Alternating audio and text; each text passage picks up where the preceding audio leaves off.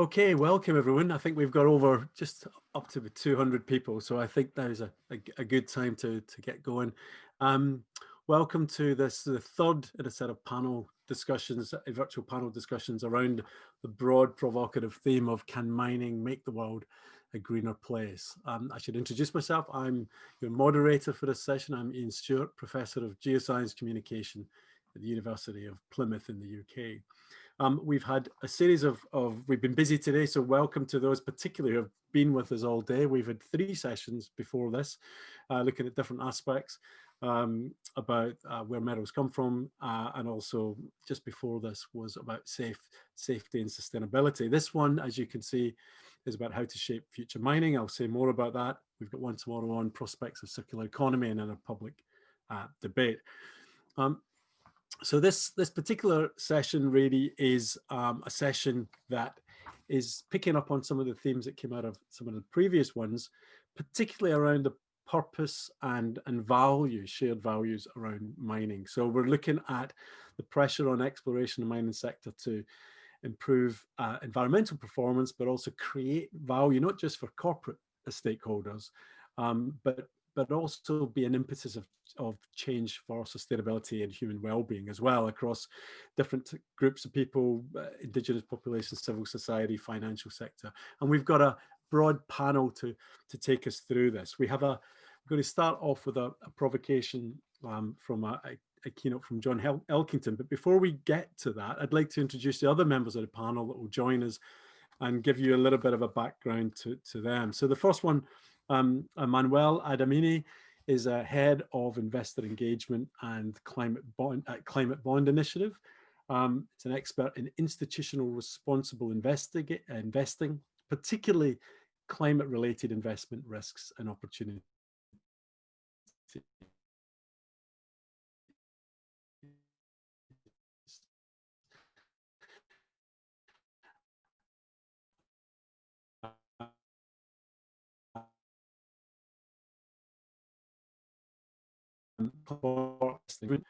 And until early 90s, Johnson, and Erin is Managing Director of the London Foundation, a corporate foundation that develops market-based programs to maximise benefits to communities. She works largely on kind of talking to companies about environmental and social governance, or ESG, looking at reducing the non-technical risks. She's worked all around the world, Latin America, Asia, Africa, but it's also worked in her home patch of British Columbia, looking at skills training and leading programs for youth, women, and Aboriginal participants. And last but not least, David Williamson is the Senior Environmental Advisor at the European Bank for Reconstruction and Development.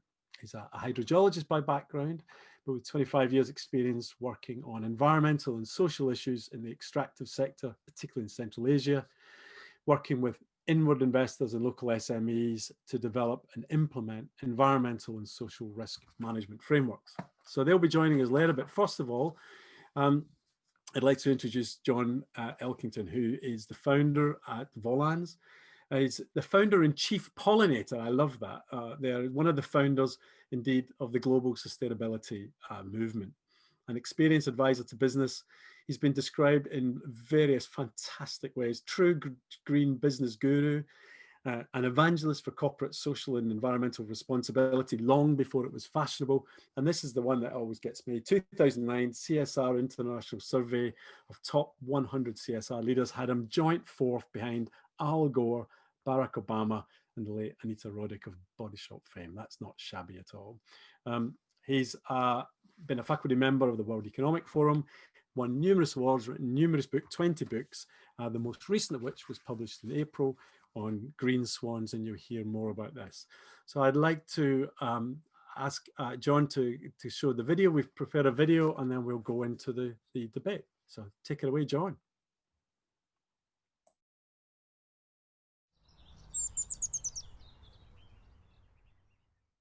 Hello, I'm John Elkington, and I'm delighted to have been invited to speak at this event on the future of mining. I wish it were in the Natural History Museum, one of my very favorite museums, but nonetheless, we will now do it virtually, and I'll switch to a PowerPoint presentation. So the first thing to say is that I'm going to talk about green swans in the mining industry. Green swans are positively exponential trajectories in markets, in technology, in politics, and so on. The question I'm going to ask most fundamentally is, how do we now stop digging ourselves into ever deeper holes when it comes to mining and quarrying?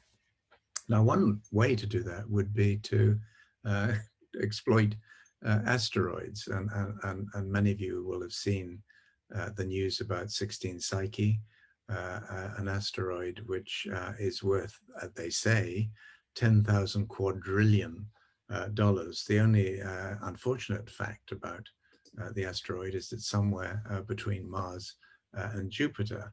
But at least if we did start mining asteroids of this sort, we wouldn't have the sorts of horrors and outrages that sometimes happen in the mining industry, as when Rio Tinto blew up Aboriginal caves in Australia, which were 46,000 years old. If we look around the world at the moment, it's very clear that the natural environment is wobbling increasingly severely. This is the sort of view that I've seen outside the houses, the homes of friends and colleagues in California, for example, in recent months. But I'm actually moderately optimistic. I think these sorts of periods of time, painful and disturbed though they are, create the conditions in which really radical change can happen. And I think that's happening in relation to the circular economy. I think it's happening to new business models, materials as a service business models. Urban mining is another interesting trajectory. And the question of whether we can fund those operations that we have in the mining sector through, for example, climate bonds, I think very interesting question. But first, a few quick words about who I am and where I fit into this wider world. So I'm 71, I'm a baby boomer. I've set up or co-founded 4 businesses since 1978. They all still exist. I've served on over 70 boards and advisory boards, and I've just published my 20th book called Green Swans. And the subtitle is The Coming Boom in Regenerative Capitalism. Now, a lot of people will have felt that that subtitle was a bit far-fetched. For me, an earlier example of regenerative capitalism was the work of Tim Smith, the Eden Project, where he took an old, worked-out China clay mine and turned it into an extraordinary sustainability hub that has pulled in tens of millions of people to the southwest of England. Another example of regenerative capitalism just came up about 5 or 6 weeks ago, where Doug McMillan, shown here, the CEO of Walmart, the world's largest retail company, committed Walmart to becoming a regenerative company. Now, he didn't just mean this in the natural environment, it was more generally as well. But I think that was a very, very major signal that things are starting to go in very interesting directions. And earlier this year, in September, the New York Times published an ad, shown here, the full page ad, to, not the word, but celebrate or mark the 50th anniversary of Milton Friedman's piece in the New York Times, talking about the business of business really being to make a profit, and only that. And a group called Imperative 21 took a full page ad, both in the New York Times and in the Financial Times, to say, well, that might have been appropriate then, but probably wasn't even then. And now we're talking about multiple bottom lines, multiple forms of value. And some of those are shown here. I won't read them all out. But what is very clear is that this is a lot more complicated than it once would have been. And if you just look at the green picture there, extractive to regenerative, I think what we're seeing is a fascinating shift in the paradigm within the sustainability field, from incrementalism to exponential progress, and from extractive models increasingly to regenerative models. And I'll say a little bit about that in a moment. But the first thing to say is we're moving into the 2020s, that's obvious, but they are likely to be an exponential decade. Now, what do I mean by that? Well, Nassim Nicholas Taleb, many of you will have read his book, The Black Swan, came out in 2007, just ahead of the 2007-2009 crash. And he said the black swans were complete surprises. They come out of the blue, they have an extreme impact. And afterwards we look back, we think we've understood what happened, but very often we haven't. So it sets us up to fail again. Now, he's been asked repeatedly whether COVID-19 is a black swan, and his answer is no, it's not. And the reason he says that is that we saw it coming. Many people saw it coming. We tended to ignore the evidence before our eyes. It has indeed had an extreme impact.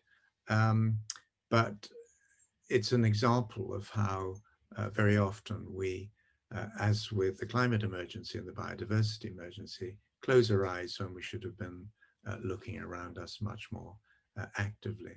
Now, the Sustainable Development Goals, launched in 2015, are seen by business as a very useful framework for their work in this space.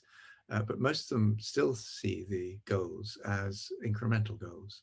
They're not. If you just look at the first two, no poverty and zero hunger by 2030, those are exponential, even hyper exponential goals. So we've really got to think about them as systemic change. That's what we're now having to push towards. And the problem with all of that is that our brains just really aren't configured for dealing with exponential challenges or trajectories. And in the mining industry, you've started to see some very interesting early pointers. For example, Tesla talking about taking greater control over their lithium extraction and supply chain. Well, we'll see whether that is real or not, but I think we'll see many companies beginning to be much more actively involved in their minerals and metals and so on supply chains. Let me just say a quick few words about green swans. If you think about renewable energy, for example, this is the solar area with radical falls in the costs of solar energy projected through into the middle of this century, becoming radically cheaper than even the operating cost of already built fossil fuel power plants. These technology trends are, for me, very clearly a green swan, and it's a compound green swan in the sense it's not just solar, it's wind power, it's battery storage, it's smart grids and so on. These things all come pretty much increasingly as a package. One of the problems is that we haven't really thought all of this through properly. So, for example, some of the early windmills are now coming out of operation, and it's proving incredibly hard to recycle their wind vanes, their propellers. We just didn't think about that in good time and good order.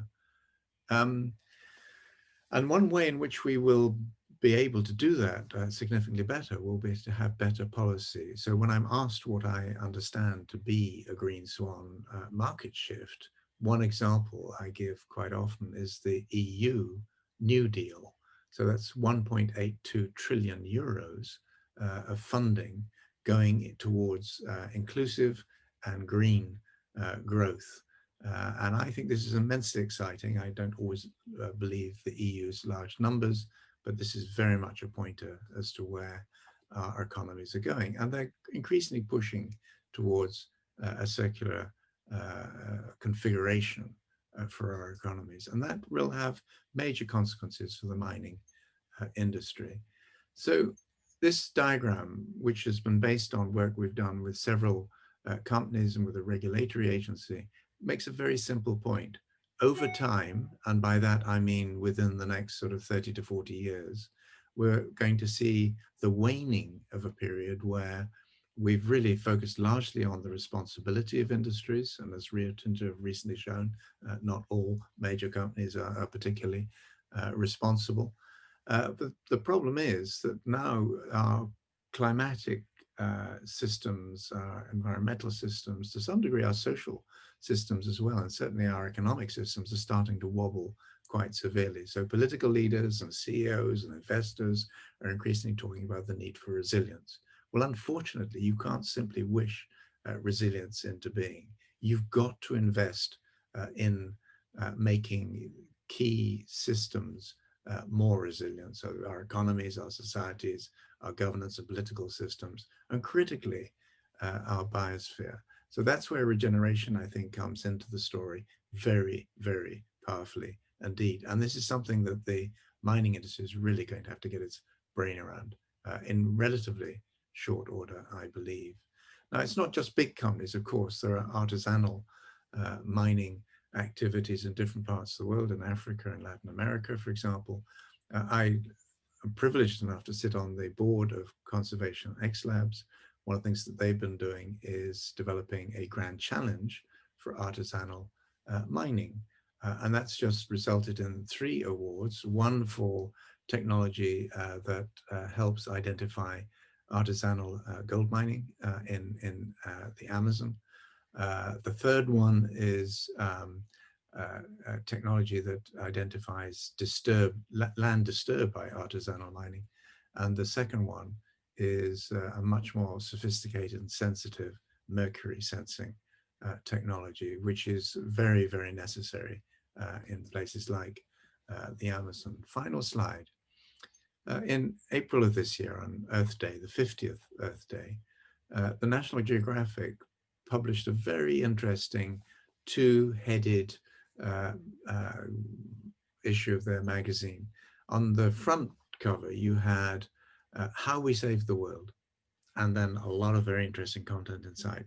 On the back cover, and then the content led back into the body of the magazine, you had how we lost the planet. Well, I think we may well lose the planet on the current trajectories, but I do believe that if business in particular gets its brain around this challenge and really responds to it as the sort of opportunity that it is, we can make a great deal of progress in relatively short order.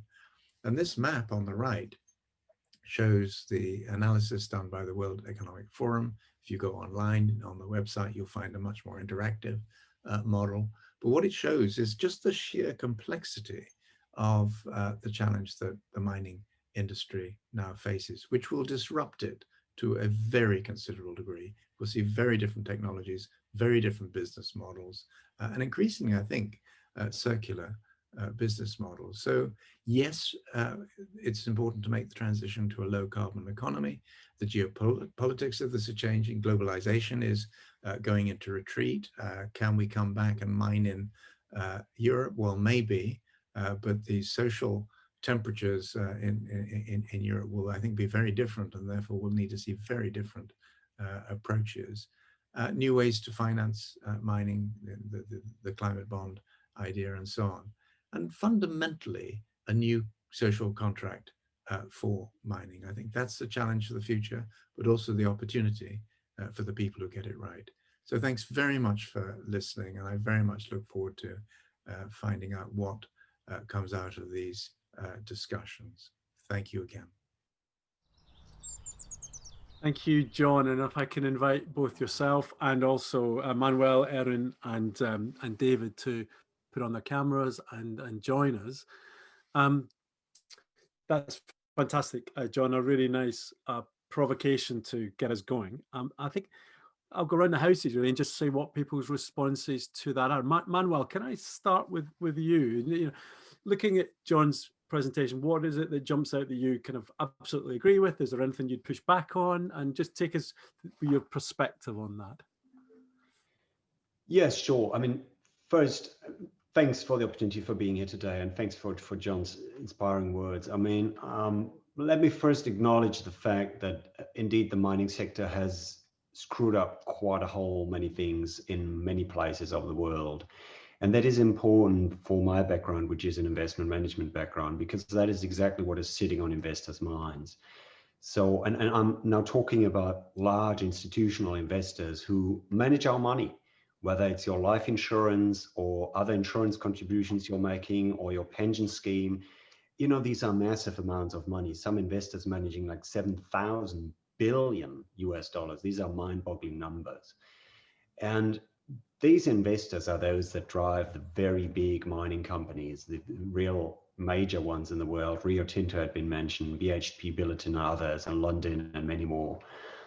And clearly it is important where they put the money, because that will drive those industries. The industries have to listen to those investors who give them money, you know, as an investment, either in the equity stakes or in bonds, that is fixed income instruments. So they borrow money or borrow from banks, which those investors refinance.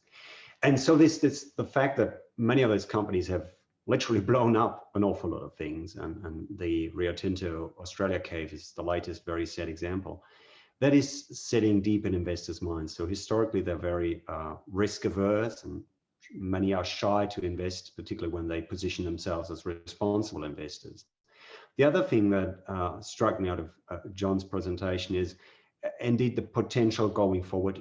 You know, you need many of those industries also for the future. So the question is, how can we invest in that? How can we get the big investors to remain invested in that while managing all those downside risks I've just alluded to? And John has mentioned that indeed some climate bonds or green bonds, and I may explain at a later stage what that is and how it functions. Indeed, that may offer some potential, a new instrument, a market innovation, a capital market innovation to get that stuff financed that we need to get financed. Yeah, we'll definitely come back to that, because it's something that I'm interested in. I know nothing about it, so we'll do that. Erin, can I bring you in terms of, again, same thing really? I mean, you're coming from a slightly different area. What's your take on John's take?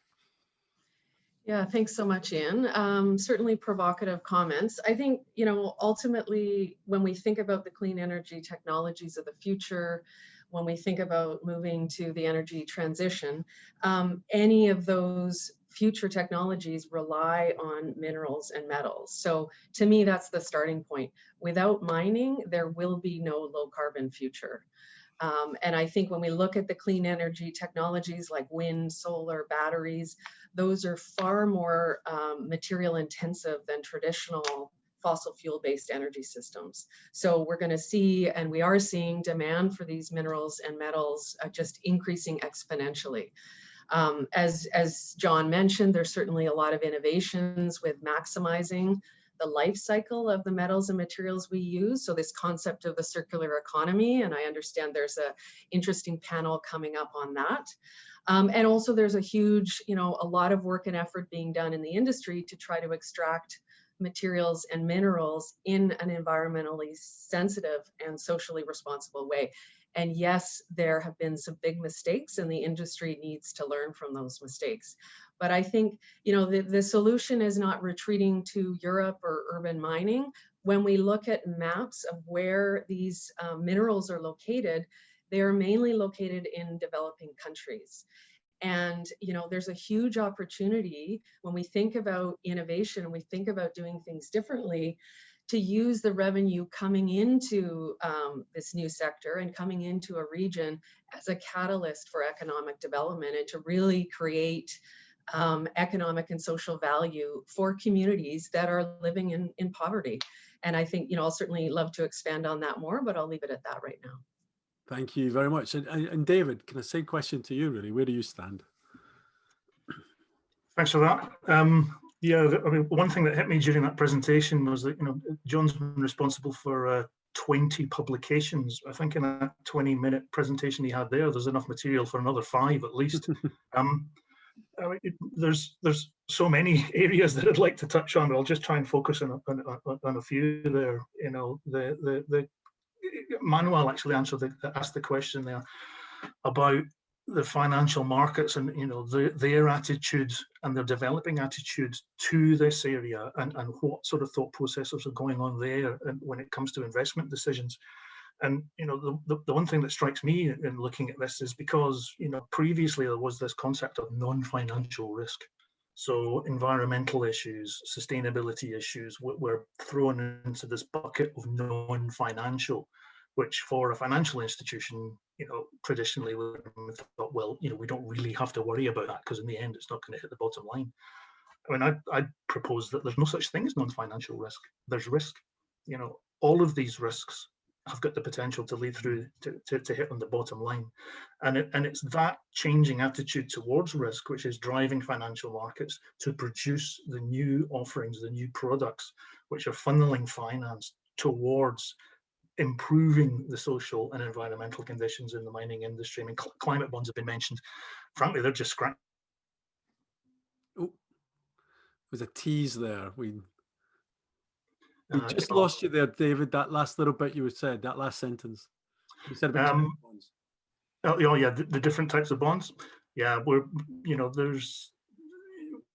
also looking at things like social bonds and technology-linked bonds, working together, putting financial frameworks that have like a shopping list of environmental and social issues. There's a great deal of innovation coming in through that, and there's all sorts of areas we could be discussing here. But from the financial side, I think the message I'd like to put over is that we're beginning to do our job in terms of supporting the changes that must be made. So John, I'd like you to kind of come back to some of those, pull those threads out, but I'll do, maybe there's one thing that came up in the chat that I thought maybe I cheekily get you to that. Particularly, so someone said, is asking, why do big companies keep getting it wrong despite many good intentions, resources, and protocols? So first of all, I guess, do you think the companies have been getting it wrong? That's and secondly, is there anything else you'd like to pull out of those points that's been made?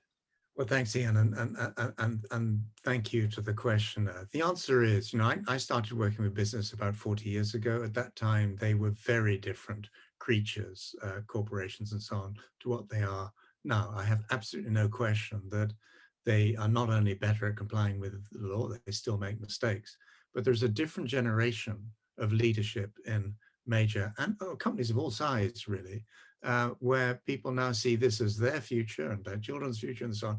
I don't have to go through all of that. So I think these big scandals are aberrations, but we need to use them to drive the sense of urgency into the business more generally. I think all three of our panelists have talked about the way in which the financial markets are switching onto this. And I just want to make a couple of quick comments on that. The first is, there's absolutely no question, because of non-financial sort of framing, a lot of these issues have been seen to be marginal. I think what some people have talked about pre-financial, it doesn't help very much, but increasing now, the financial markets are acutely aware that there is a set of new risks and opportunities that are coming through. So anyone who's tracked Tesla in recent years, for example, will wish that they had invested in that company. Who knows what will happen to it next, but very much earlier in its evolutionary trajectory. And we're living in disturbed times where sector after sector is going to be disrupted, including, as I said, the mining industry. So the second point I just want to make is that ESG is now everywhere. Environments, social and governance funds. And over the last 25 years, I've been on the advisory boards of probably 8 or 9 of those things. And I think they've broadly done good work, but anyone who thinks that ESG holds the clue of where the future demands on, for example, the mining industry, can be learned about.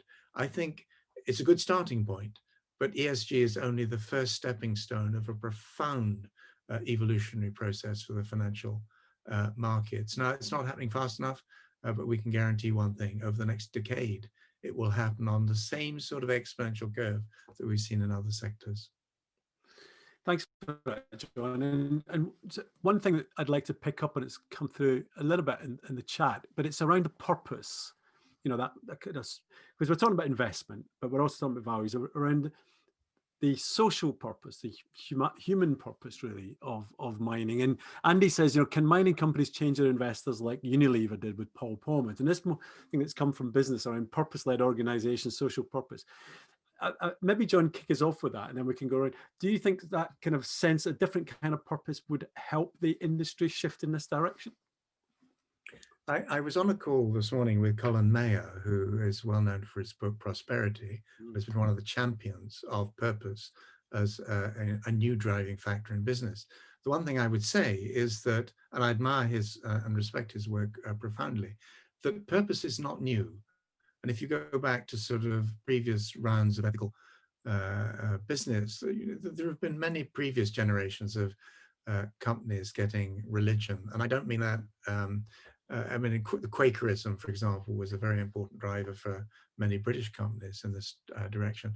I do think the new focus on purpose is important, and I do think it will be a motivating factor for many companies, but I think it's at risk of being diluted quite quickly if we do not hold companies to account for what they're doing and celebrate the good things that they do. So purpose, I think, is immensely important. And to your point about Unilever, you know, Paul Polman, who was previously the CEO of Unilever, wrote the foreword for Green Swans. And one of the things he said is that if he had tried to do what he did with the hedge fund, saying, if you want short-term returns and declaration of our intent over the next quarter or whatever, we don't want your money.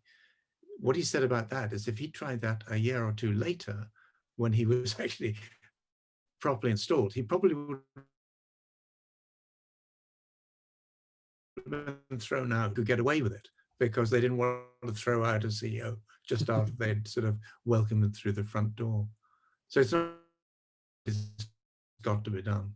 Is anyone else, thanks for that, John. Anyone else want to pick up on some social purpose versus economic? I mean,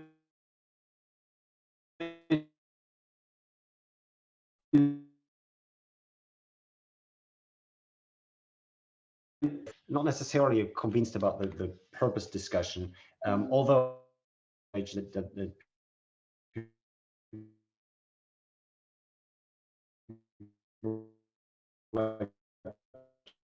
John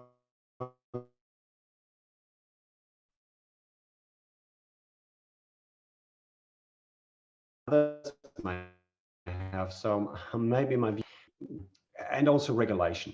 And let me just give two examples of those. First on regulation. I mean, there's now, really, if you're not inside this, it totally blows your mind how massive the pressure is from what I call a fiscal, monetary, prudential, regulatory complex. So it's coming from all corners, from supervisors and central banks, for example. So banks that supervise that the banks are doing well, and financial conduct authorities that look at the insurance companies and pension schemes that manage our money do so in a good manner. There's a lot of institutions like that have been installed in democracies that look after our well-being and our money. And the pressure they exert on investors and on banks to invest the money and lend the money in the right way is just massive. You just can't imagine how quickly and how broadly and how deeply those frameworks are emerging. There's a big framework called the Task Force on Climate-Related Financial Disclosures that will become mandatory in the UK, for example, in a couple of years' time, or very quickly in the next few years. And then it will be mandatory for companies to report how climate change will hit them. So note the nuance here. It's not saying, hey, you're a bad company and you're impacting the climate and you have to tell us about it. It's just the other way around. And that was a big innovation a couple of years ago, where they're saying, okay, climate change is a given. Now you tell us how it's going to hit your balance sheet, how it's going to impact your business and your cash flows, and how you intend to manage that. And you tell us as investors because we want to know. It's until now voluntary, but the first countries start implementing it as a mandatory scheme in future. And then the supervisors will pick it up, and central banks will pick it up in defining capital requirements for banks. So the money that banks have to hold in order to do loans. So that's the regulatory side. And I really believe strongly in the power of that and the region. And that's been really useful, because Stephen in the chat mentioned this idea about accountability, and I think you've kind of partly addressed that.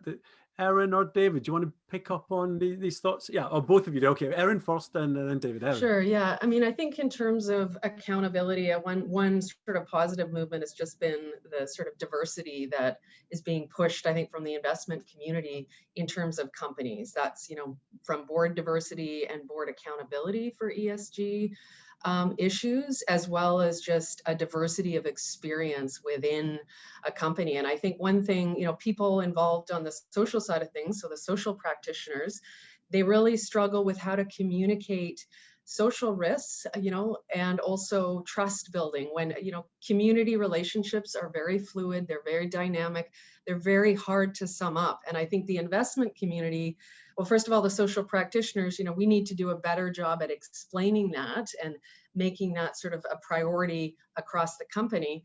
And I think from the investment side, there's just a ton of different frameworks and reporting principles and rating agencies. And it's very hard to sum up the complexity of social risk, which has a very severe potential impact on a company's bottom line, in a format that the investors can really interpret. And one thing I really took a lot from Critical Resources, did an analysis of what went wrong with the Rio Tinto example. And it's fascinating because they talk about how, when you have geologists, you have engineers, you have accountants that are running companies, it's very hard to have those social issues sort of go up to be sort of, they talk about a social radar, and how does bad news trickle up when the people that are making the decisions, they want things that can be checked off easily. So I think that's where the diversity of experience across an organization and even at the board level is really critical. Thanks for that. Yeah, David, your take. Yeah, thanks for that. I wholeheartedly agree, actually, with what's been said previously. Just kind of take a little bit further on the regulatory side. One of the things that we're also working with is with bourses, with stock exchanges, that are beginning to put in requirements on ESG management, so that you can actually get a listing, so that as a company you can get access to finance. So that's another development which we're seeing all across of our countries of operations. It's still early days, but it's developing very, very rapidly. But there still is one potential conflict that I don't think I know the right answer to. I'd be interested to hear what other people say. The directors of a company have a fiduciary duty, and that fiduciary duty traditionally has been focused on the bottom line, squeezing the profit out of the operations. And without an organization being able to articulate that fiduciary duty includes issues such as environmental performance and social performance, there's a problem there, in that there is almost a kind of internal conflict. And a lot of companies get it right, but we're also seeing a lot of companies that still haven't been able to even start on that journey. So I think that's one of the next steps for corporates, to be able to understand that's going to be an interesting thing there. And I think just one final point, and on the kind of the new developments that are taking place, I see there being a potential risk in almost an explosion of different types of frameworks and different standards that people are looking at. There needs to be a consolidation there. Otherwise, progress won't stop. But I don't think progress will happen as efficiently as it could do, because the industry needs to make decisions, and well, not just industry, society needs to make decisions on the best route forward, where we're going to get the best return. And I'd like to go into some of those new financial instruments in just a second, but I think, Manuel, you wanted to come back about the accountability issue. You've kind of some specific examples, if you could give them briefly. Yes, indeed. I mean, it had been, I think it was Erin who said, you got to be held to account. And, that can be in a soft way. It could also be in a very harsh way. Like, if you're not doing well, if you're not fulfilling your fiduciary duties, as David has alluded to, i.e. as a company board, you are not duly doing what you have promised to your shareholders, for example, you would do, or you have misinformed or misrepresented, then you're going to be held liable. And there's a whole discipline now, and that was pioneered by a very impressive organization, which is called Client Earth, who uses the legal system to see whether they can pressure companies on holding individual directors or whole boards of directors accountable for what they do or what they don't do, or what they have neglected doing. There's a recent case, I think it was filed yesterday, where, for example, Shell will now be ordered to court to defend itself whether or not it knew about climate change many, many years ago, and maybe on the basis of that should not have done the oil and gas exploration that they have done over the past years. And if that case may be won, they may be ordered by court to massively exit oil and gas business. So this is a vital court case. But there's also other examples, a very, very interesting case that through 2 backdoors or 3 backdoors, Cyril, is linked to this insane project, which is the Carmichael coal mine in Australia, which, you know, if we develop that one, we're going to blow 8 gigatons of carbon into the atmosphere over its lifetime. 8 gigatons we are now emitting annually as a human population. We're emitting some 40 gigatons or so you can imagine how massive that is. And there is a company which is called State Bank of India, which had issued a green bond. So that is like a bond. They're trying to borrow money, if you so will, in the capital markets, and they're asking investors to give that money for them. These are big tickets, 500 million or $1 billion or so.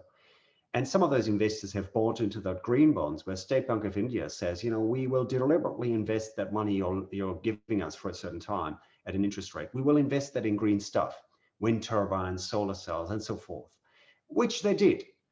But it recently emerged that the same State Bank of India, who have issued those green bonds and attracted those responsible investors to invest in it, are using other money, yes, other money, but still, to lend to the Carmichael coal mine. So now those investors are chasing SBI, State Bank of India, saying, hang on a minute, you attract us, luring in our green money for those green projects, and you are using it for those green projects, but then you can't do these hugely devastating projects. You can't lend to that. That is just not consistent, and we got to talk about it. So they're being held to account. Can you very briefly talk about the climate bonds? And then I'd like to go to David, because he mentioned that's just one of a whole portfolio, a suite of them. And then maybe I'll go to Erin and John about their kind of thoughts on that sector. But explain climate bonds to me. Sure. A climate bond or green bond, those terms are used interchangeably. But what State Bank of India did was issue a green bond. So essentially, you then go to the capital markets and say, hey, we need to borrow, let's say for 10 years at a certain interest rate, need to borrow 500 million. A group of investors flocks to you and each lend, let's say 50 million to you. And that is normal proceedings in capital markets. The whole tweak with green bonds now being that the issuer of the instruments, so the company that needs to attract money, promises what it intends to use the money for, i.e. green or climate relevant purposes, wind turbines, solar cells, and so forth, then uses that money for those purposes, and then after that reports duly that it has indeed spent the money on those things and what the climate impact of that has been. That's a green bond. David, you mentioned that at EBRD, I guess, interest in those, but other initiatives as well. Yeah, look, you know, the world of green finance, thankfully, is expanding. You know, and one of the things that we look at is, you know, we don't just consider in environmental issues when we're looking at project finance or corporate finance. You know, we're looking at non-financial risk, to use that term again, in a hopefully, although I hate this word, a more holistic way. So, you know, there's been mention, Erin very eloquently mentioned the fact that, you know, social issues is something which tends to kind of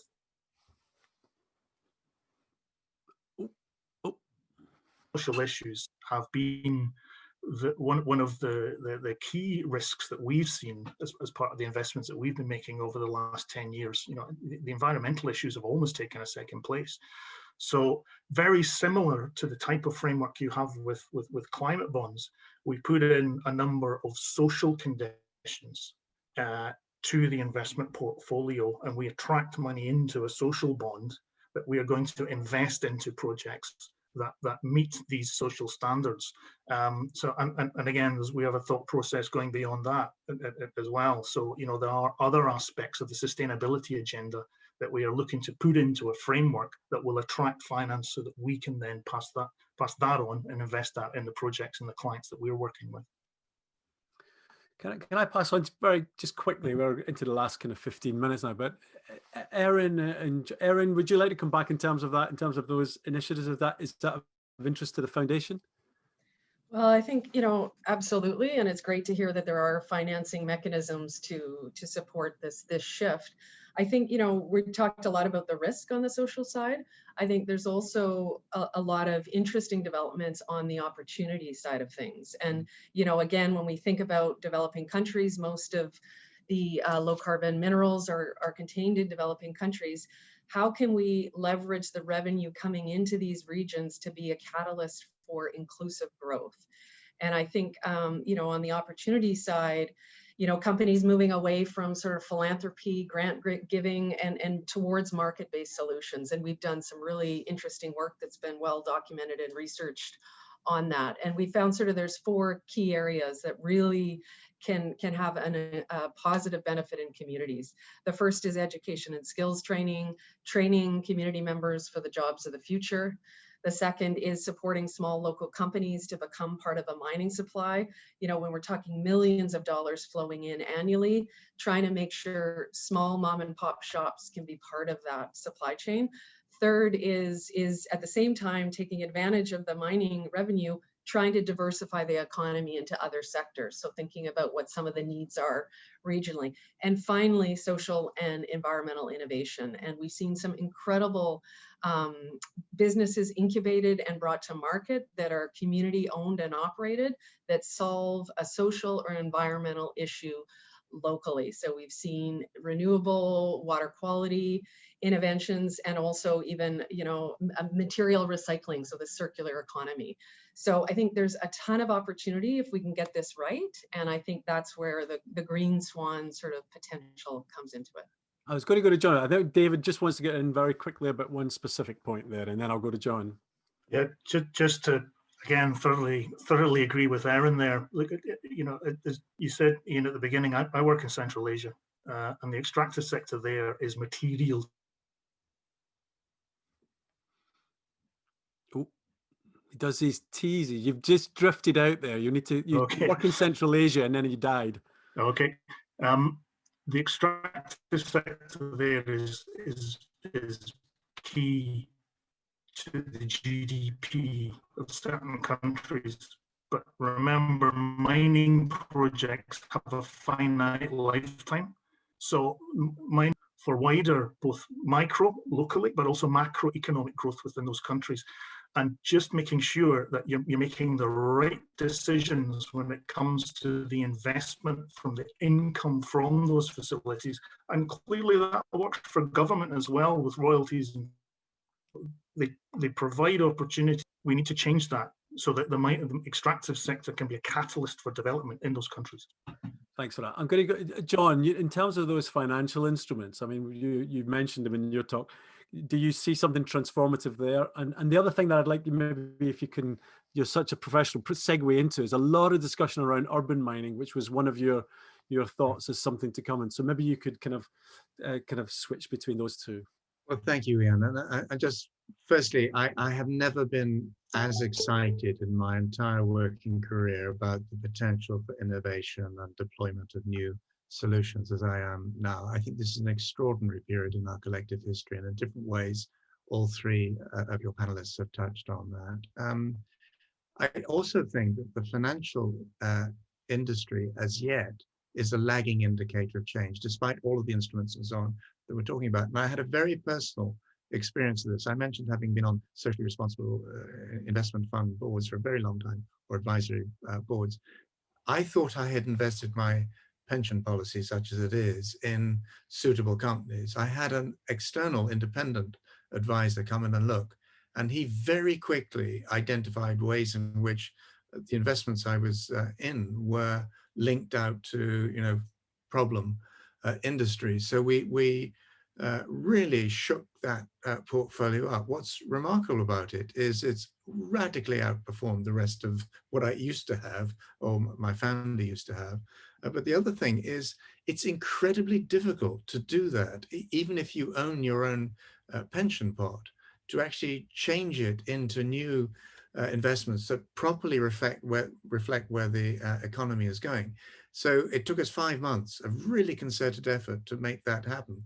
Now that's not going to stay the reality. I think very quickly we're going to see new actors coming in to make it much easier for people to move their pensions and other investments into the sort of emerging economy. And we know that the younger generations that are coming up, as this cascade of wealth goes from the boomers to the rest, people's values are going to be very different indeed. So this is going to drive change over the next 10 to 15 years in a way that really is off the scale. And for the mining industry, I think there's a big threat. To urban mining, if if you're looking for the future, and it's still a high risk, because urban mining depends on city level politics and whether you get approvals and all sorts of other things.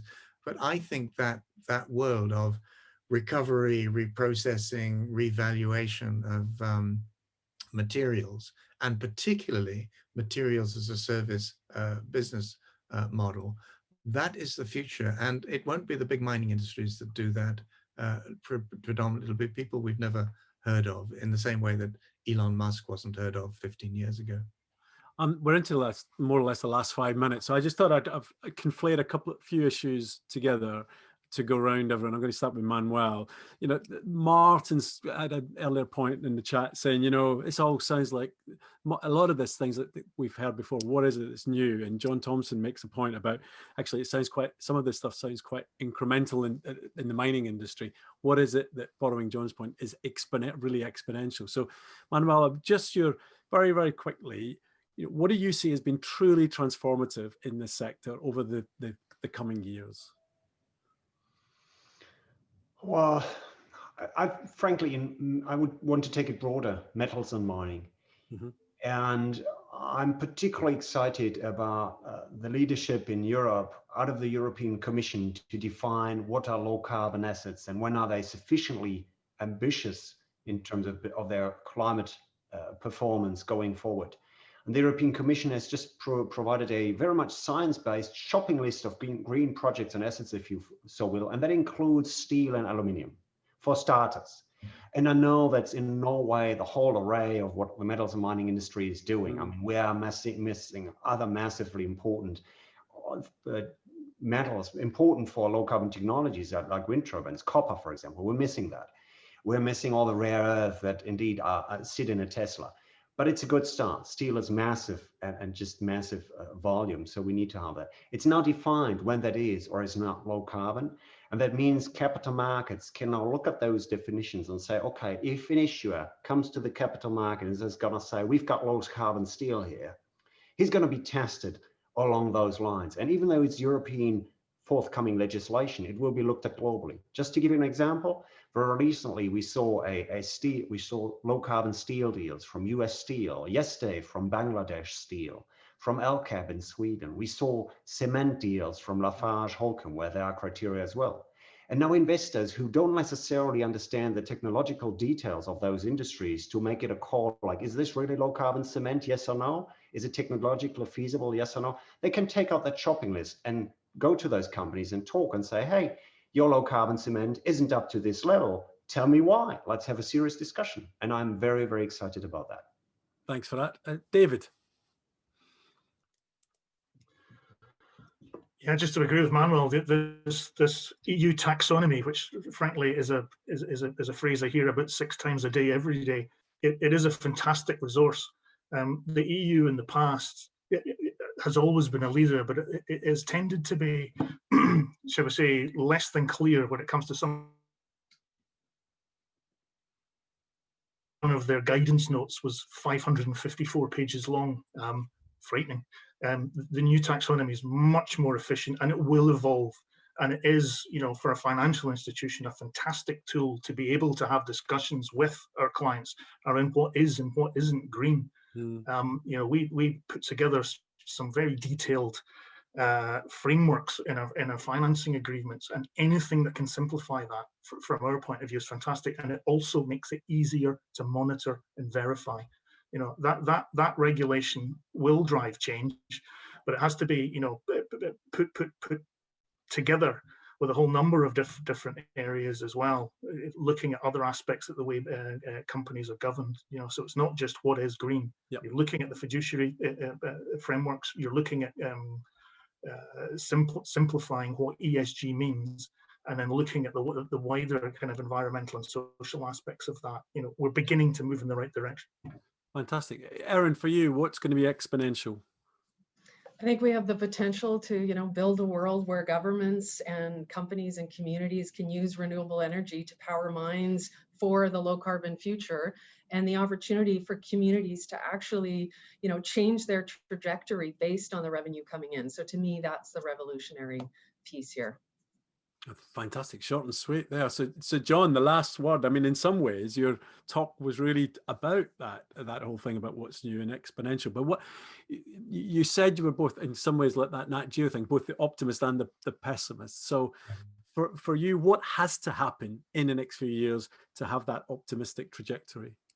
So just to the earlier question about what can become exponential, life is exponential, and I think synthetic biology is giving us new forms of life. But I think we've got to think about how we regenerate our natural environment, and the mining industry, having driven some fairly big holes into that world, needs to improve even further what it does in that space. The second form of exponential technology is the digitalization trend, and in a way that's only just begun. The disruption of market after market by digital technology has already been profound, but we're going to see a lot more of that. The third thing is mindsets and values and the way that we think, and the cultural reaction to what's happening in that wider world of ours. Look at what's happening in Australia at the moment. Look at what's just happened in California. Look at what's happening in Brazil and the Pantanal and so on.